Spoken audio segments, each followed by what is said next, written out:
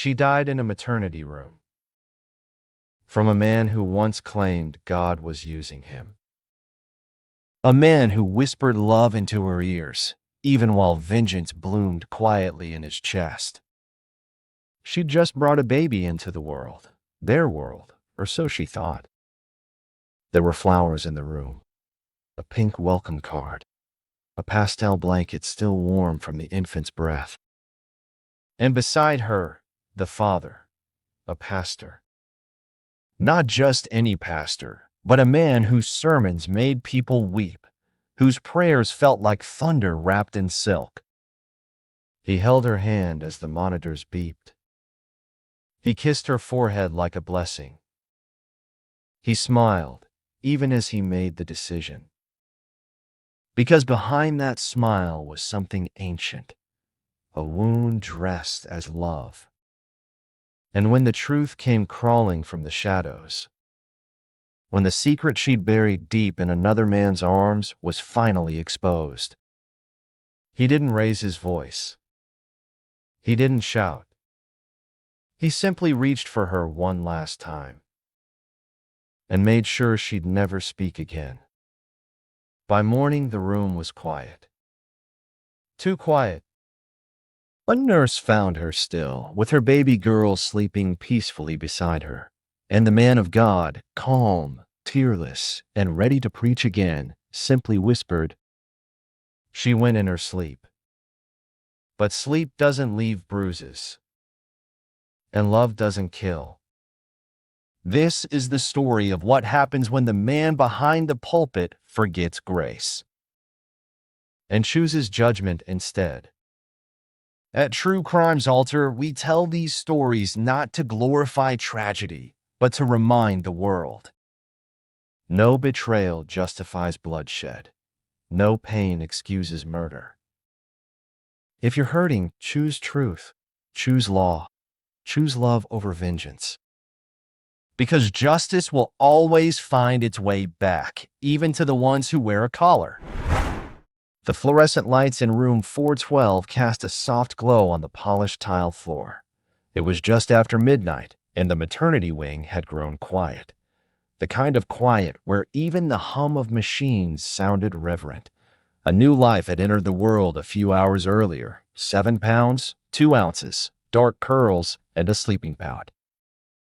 Pastor Calvin Brooks sat in a recliner beside the hospital bed, a blanket draped across his legs, his elbows resting on his knees, and his hands folded, as if in prayer. His wife, Leanne, lay in the bed nearby, her face still puffy from labor but lit with a soft, maternal glow. She was beautiful in a different way now, worn but holy. She cradled their newborn daughter against her chest, humming a quiet gospel lullaby through parted lips.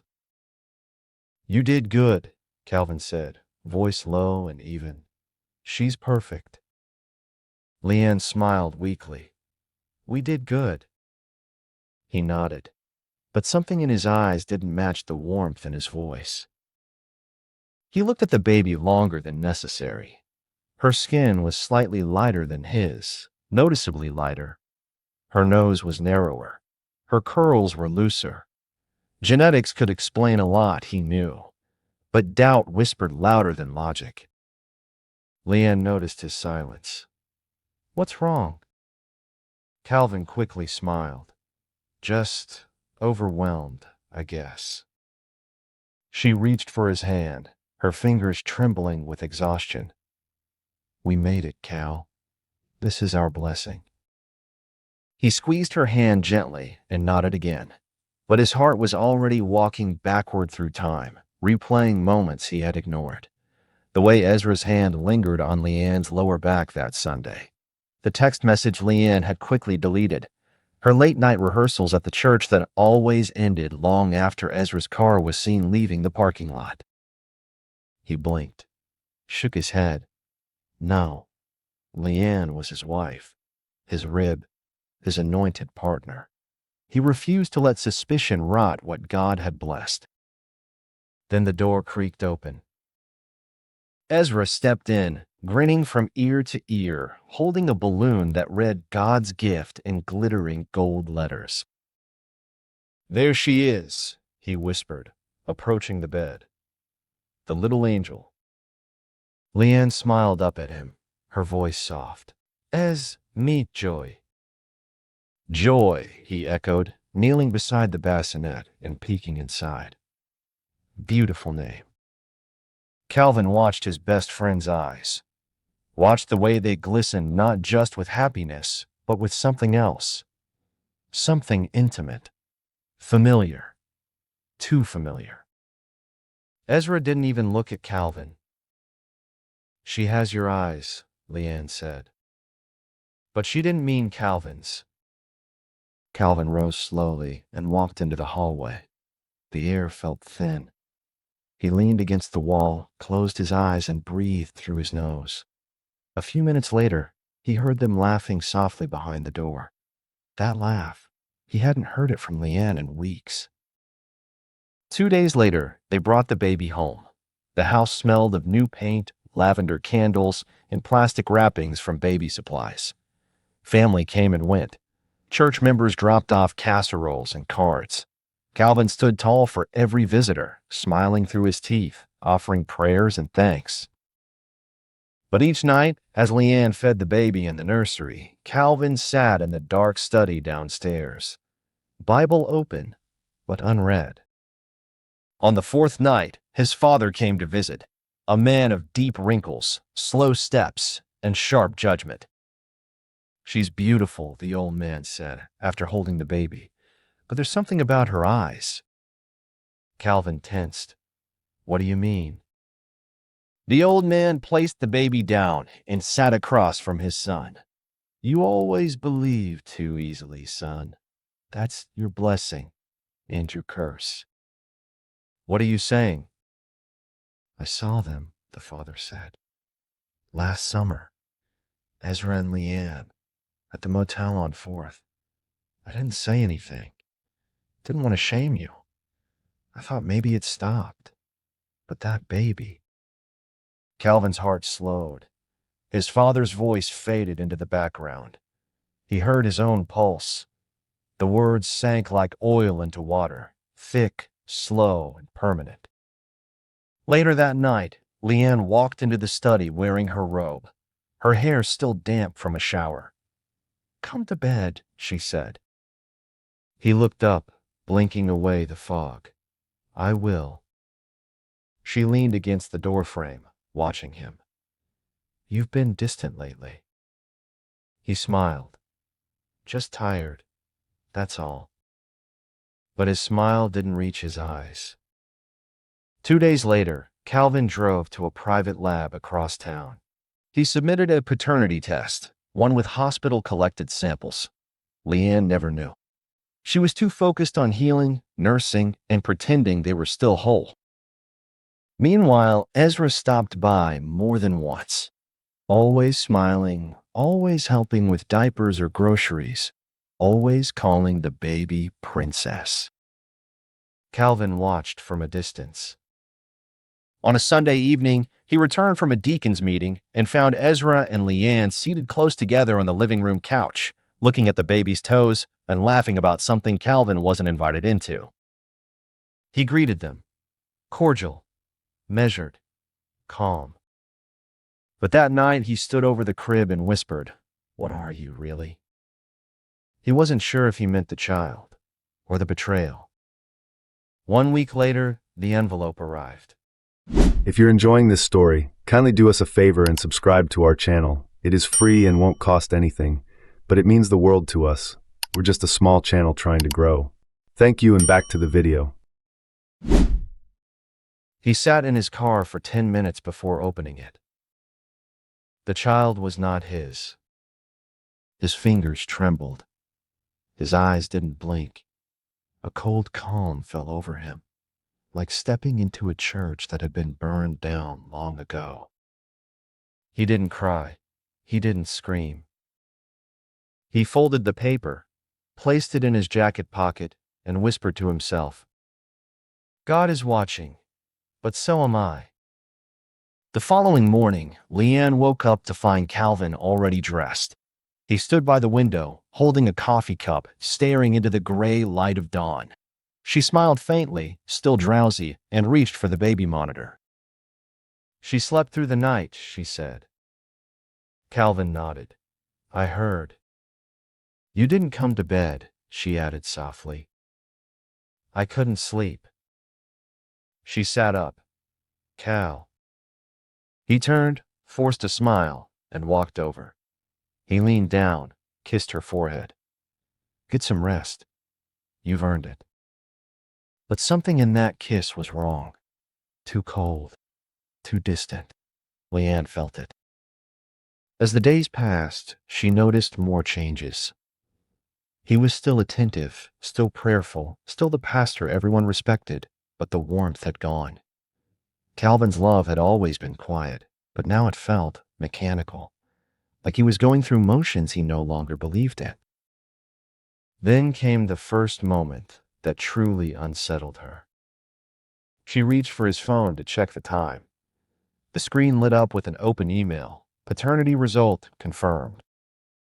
He snatched it before she could read further. Why would you do that? She asked. I told you not to touch my phone. Her heart pounded. You had a test done? He didn't answer, just stared at her. The silence stretched until she broke it herself. You think she's not yours? His eyes remained cold. Is she? Leanne's mouth parted. How could you, after everything we've shared? He didn't blink. That's not an answer. Tears welled up, but Leanne swallowed hard. You're tired. You're not thinking straight. He leaned in slowly, whispering into her ear. I've never seen her in me. And now I know why. She gasped softly, her hand going to her mouth. Calvin, no. He walked out before she could finish. That night, he didn't come home. She called. He didn't answer. Instead, Calvin sat in the chapel at the far end of their church compound, the lights dimmed, the stained glass windows casting distorted colors across the floor. He stared at the pulpit, the place he had preached forgiveness, mercy, unity. He whispered to the shadows, what am I if I can't forgive? There was no answer.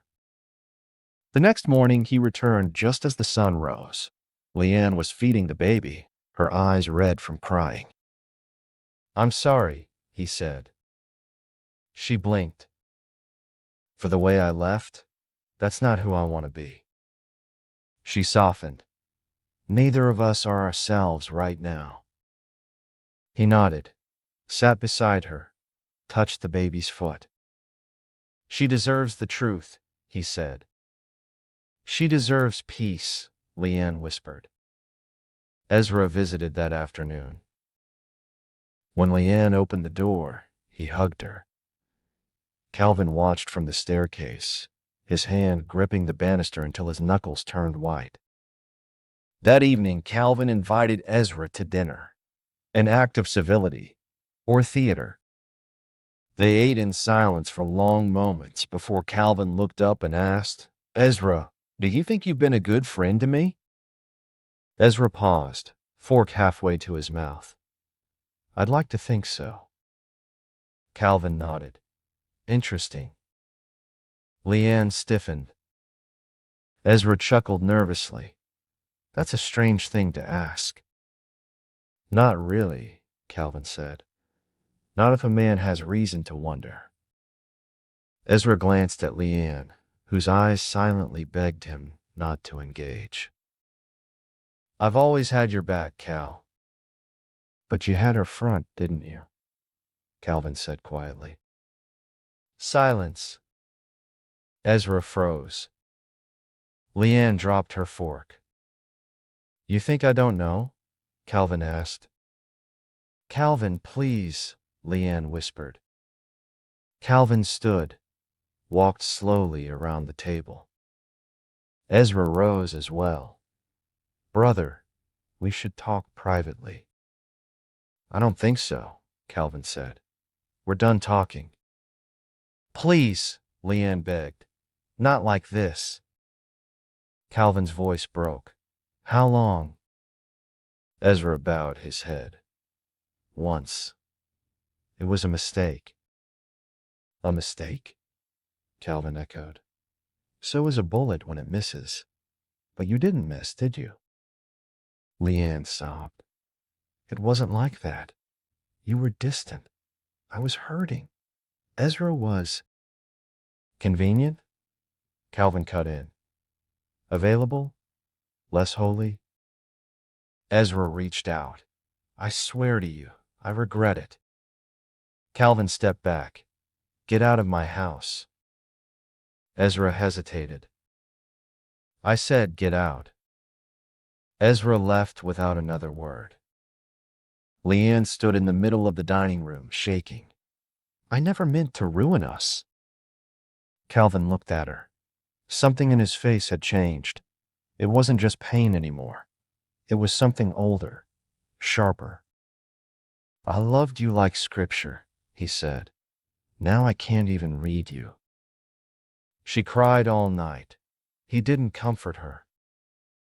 The next morning, he brought her breakfast in bed. Quiet, gentle. I want to make this right, he said. She looked at him, confused. You do? He nodded. We can't go back. But maybe we can start again. For joy. The gesture was unexpected, almost comforting. She reached for his hand. Thank you. He kissed her fingers. You need rest. Maybe we should go back to the hospital for a postnatal checkup. Just for a few days. Let the nurses help. She hesitated. Now? I already called ahead. They have a room ready. Just 2 days. Time for us to breathe. Alone. The offer seemed sweet, almost healing. She agreed. That afternoon, he packed her bags.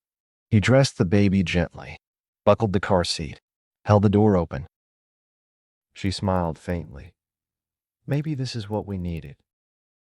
He nodded. But as they drove toward the hospital, he stared straight ahead, hands tight on the wheel, a silent fire behind his calm exterior. And somewhere in his mind, the decision had already been made. The hospital room felt eerily familiar. Leanne lay on fresh white sheets in a private maternity suite, nearly identical to the one she had given birth in just weeks before. The walls were soft lavender, the lights dimmed. A lullaby played faintly from a nearby speaker. She should have felt comforted, safe. But something about Calvin's quietness unsettled her. He sat beside her again, the same way he had the first time, upright in a reclining chair, his Bible resting on his lap, unopened. The pages hadn't moved in days. Joy slept peacefully in the bassinet. Leanne watched her daughter's chest rise and fall, grateful for that small sign of life. But when she looked at her husband, she saw nothing. No warmth, no pain, just a stillness that frightened her more than anger ever could. You've barely said a word, she whispered. He didn't respond. She reached for his hand. He pulled away. Calvin, please talk to me. I know I hurt you, but this isn't you. He finally looked at her. His eyes were steady, quiet, empty. You keep saying I'm not myself, he said. But what if this is me, now that the lies are gone? She tried to sit up, wincing. I told you it was a mistake. A moment. A lapse. A sin, he corrected. Don't pretty it up. Tears filled her eyes. Do you hate me? He stood slowly, walked to the window. No, he said. She exhaled in relief. I'm past hate. That frightened her more. Later that evening, a nurse brought in dinner. Calvin thanked her politely, waited until she left, then walked to the tray table and uncovered the meal. He arranged the utensils, placed the napkin on Leanne's lap, fed her each bite carefully. Like a ritual. She tried to smile. "Thank you." He nodded. "You need strength." "For what?" He paused. "Healing." After the meal, he rocked the baby gently until she slept. Then he placed Joy in the bassinet, adjusted the blankets, and turned off the light above. The room dimmed into soft shadows. "I forgive you," he said suddenly. Leanne turned toward him, eyes wide. "I don't deserve that," she whispered. "No," he agreed. "You don't." His voice was calm, almost kind. Then he walked toward her side of the bed, sat down, ran his hand over her forehead, brushed a stray hair behind her ear. She started to cry. "I'm so sorry," she said. "I never wanted to lose you." He leaned close. "You didn't lose me." She looked up, confused. He kissed her softly. Not like before, not like love, like goodbye. "I'll see you again," he whispered. She furrowed her brow. "What do you mean?" He placed a hand gently over her mouth, another over her nose. At first, she thought he was playing. Then her arms thrashed weakly.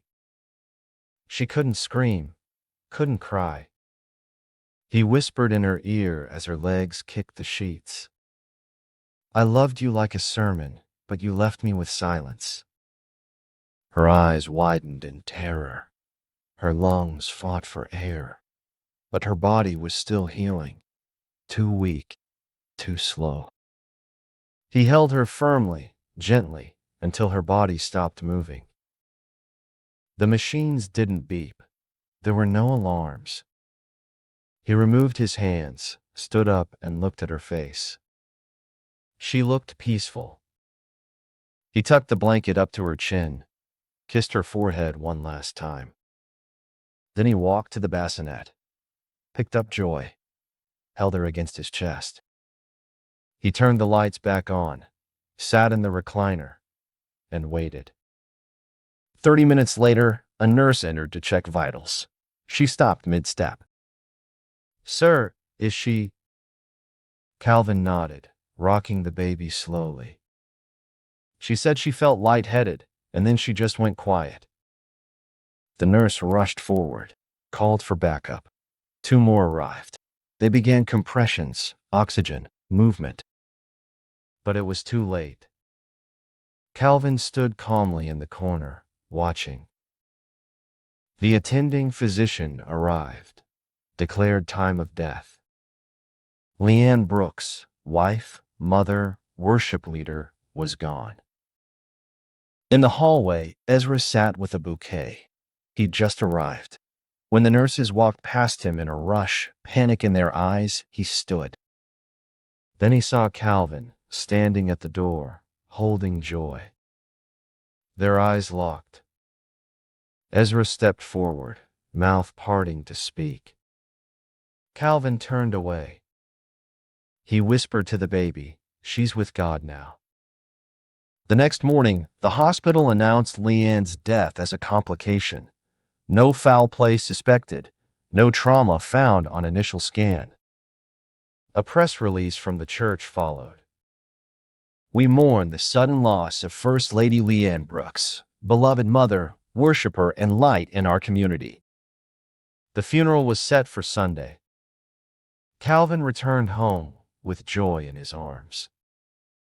He delivered the sermon that morning. His voice didn't shake. His tone didn't tremble. He said only one line about her. "Sometimes God calls home what we can't bear to lose, to test what's left of us." The congregation wept. Ezra didn't show up. Neither did Calvin's father. Later that evening, as Calvin rocked Joy to sleep, the phone rang. Detective Simone Lee introduced herself in a quiet, steady voice. There were some inconsistencies in the reports, she said. I'd like to ask you a few questions. Calvin's lips barely parted. Of course, detective, he said.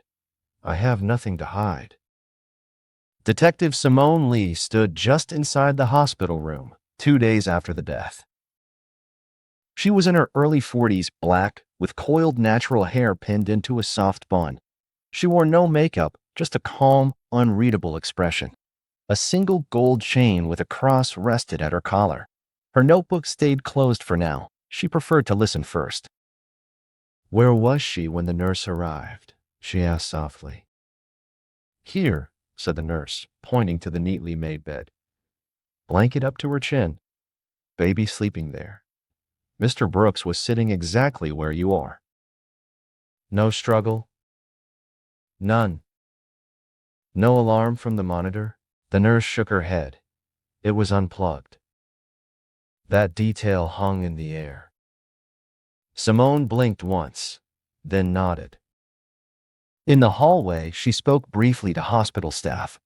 She learned that Pastor Brooks had signed the readmittance forms himself, that Leanne hadn't complained of illness or dizziness, that the autopsy had been routine, no blunt force, no trauma, no injection sites. But something didn't sit right. At the precinct later that evening, Simone reviewed the autopsy report line by line. A small note buried near the end caught her eye. Subtle petechiae. I found around upper eyelids and inner cheeks. Mild contusion near left nasal passage. No cause for alarm, but noted. Smothering. Delicate. Silent. Deliberate. She circled the note. The next morning, she called Calvin. Thank you for coming in, Pastor, she said as he entered the room. He wore black, a muted charcoal tie, his shoes polished, his Bible tucked under one arm. I understand you're grieving, she said. I'll be gentle with this. He nodded. Thank you. I read that your wife had no prior complications during delivery. None, he replied. Healthy baby. Smooth recovery. Yet she felt dizzy the night she passed. He met her gaze. That's what she told me. Did she say anything else? She said she was tired. She closed her eyes. That was it. Simone scribbled a note. No crying, no discomfort. She seemed calm, he said. Peaceful. How did you feel? She asked. He hesitated. Helpless. She watched him a moment longer. Mr. Brooks, we may order a second autopsy. He smiled, polite but unmoved. I welcome any clarity you can provide. Simone let him leave. She stared at the door long after he walked out. Something about his calm wasn't grief. It was strategy. 2 days later, she called Ezra. They met in the church parking lot.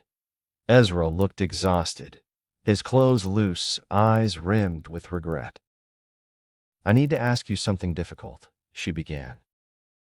I already know what it is, he said. Did you and Leanne have an affair? He exhaled hard. Yes. Was it ongoing? No. One time. Maybe two. Last year. She cried after. We both agreed to forget it. Did Calvin know? I think he suspected, Ezra said. But he never said anything. Not until a dinner. What dinner? Ezra explained. The dinner where Calvin confronted them both. Simone's expression didn't change, but her pen moved quickly. Did he threaten you? Ezra swallowed. Not directly, but I've known Calvin a long time. I've seen how quiet he gets when he's already made a decision. Do you think he killed her? Ezra nodded slowly. Yes. That evening, Simone requested the surveillance footage from the hospital.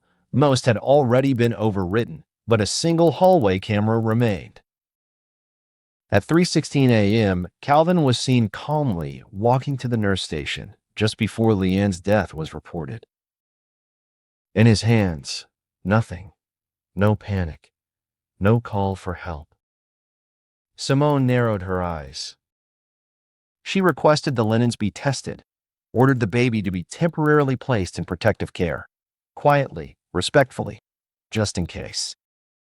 At Leanne's funeral, Simone stood at the back, watching. Calvin stood before a tear-drenched congregation. He raised his hands, prayed, spoke of peace, of suffering, of mystery. He never mentioned her by name. Simone noticed that. She also noticed the absence of tears. Later, after the church emptied out, Calvin approached her. "Detective," he said, voice warm, "I appreciate your presence today." "Of course," she replied. He studied her face. "I imagine you're still pursuing something." She tilted her head. "A woman died in her sleep for no reason. I pursue that." He chuckled. "You think I did it?"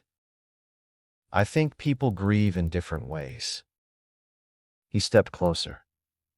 "What if she confessed to something, and I forgave her?" Simone didn't blink. "Then I would ask what that forgiveness cost."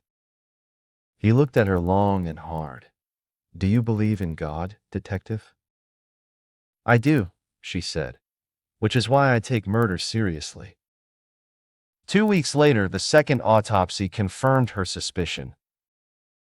Consistent signs of asphyxiation, mild bruising, compression around the nasal bridge. Enough to reclassify the death. Enough to issue a warrant. At 7:12 a.m., police officers entered the Brooks residence. Calvin opened the door without surprise. "Do you understand the charges?" they asked.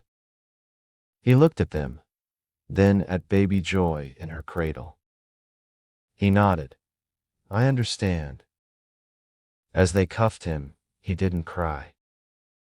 But in the corner of the room, his father stood quietly, watching, arms folded, a single tear rolling down his cheek. "You were never God's judgment," the old man whispered. "You were just a broken man who couldn't bear the truth." The courtroom was packed. Rows of pew-like benches filled with congregants, family, press, and those who simply came to see if the beloved pastor would walk free or fall like any other man. Calvin Brooks entered in a dark suit, no tie, his hands cuffed, his expression unreadable. He nodded politely to the bailiff, glanced once at the gallery. And that was when he saw him. His father. The old man stood, slowly, then sat back down. No salute, no nod. Just the stare of a man who had watched his son rise with God and fall in his name. The prosecution opened gently. They didn't start with accusations. They started with Leanne. Photos of her life filled the screen. Her laughter in the choir, her hands raised in worship, her wedding day smile, radiant and full of hope. And then her body, pale, still, quiet in the hospital bed. Detective Simone Lee took the stand. Her words were calm, measured. "We didn't see signs of struggle because the weapon wasn't a knife or a gun," she said. "It was trust, intimacy. The very thing that should have kept her safe is what made her vulnerable." Ezra testified next. His voice cracked. "I failed both of them," he admitted. "But I never imagined he'd take it that far." The defense tried to shift the blame to depression, to postnatal stress, to the fragility of their marriage, but the facts held firm.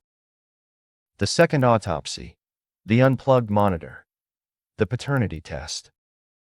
And finally, Calvin himself took the stand. He was calm, composed. But when asked the question directly, "Did you kill your wife?" he paused. The courtroom held its breath. Then he spoke. "She broke my heart, but I broke something bigger. I broke the promise I made before God, not just to love her, but to protect her." Some gasped. Others wept. Calvin turned toward the gallery. "She was wrong to betray me, but I was worse to silence her. That night, I played God, and all I heard was my own pain." The judge's sentence was swift. Life in prison without the possibility of parole. No appeal, no exception. As he was led away, he looked one last time at the child sleeping in the gallery's back row, nestled in the arms of Leanne's sister. "Tell her, I'm sorry," he whispered. And then he was gone. Months later, the church removed Calvin's name from every plaque and sermon archive. A new pastor was installed. The congregation began to heal. Detective Simone Lee sat alone in her car outside the church one Sunday. She didn't go in. She just listened to the choir from outside, Leanne's voice still echoing in old recordings. She closed her eyes and whispered, "Peace, finally." Love, when wounded, can either reach for healing or become a weapon. In this case, betrayal gave birth to a tragedy. A child was left without a mother and a father behind bars, because instead of seeking help, one man chose vengeance disguised as justice. No matter how deep the betrayal, violence is never the answer. If your heart is broken, if trust is shattered, talk. Walk away. Seek counseling. Lean on the law, but never take life into your own hands. Because judgment belongs in a courtroom, not a hospital room. We share these stories at True Crime's altar, not to glorify tragedy, but to remind you. When you're drowning in pain, choose life, choose law, choose love. What do you think about this case? Would you have seen it coming? Drop your thoughts in the comments below. Tell us where you're watching from. We love hearing from our global family. Don't forget to subscribe for more true stories like this, and turn on notifications so you never miss a moment from True Crime's altar. Until next time, stay safe, stay kind, and always choose light.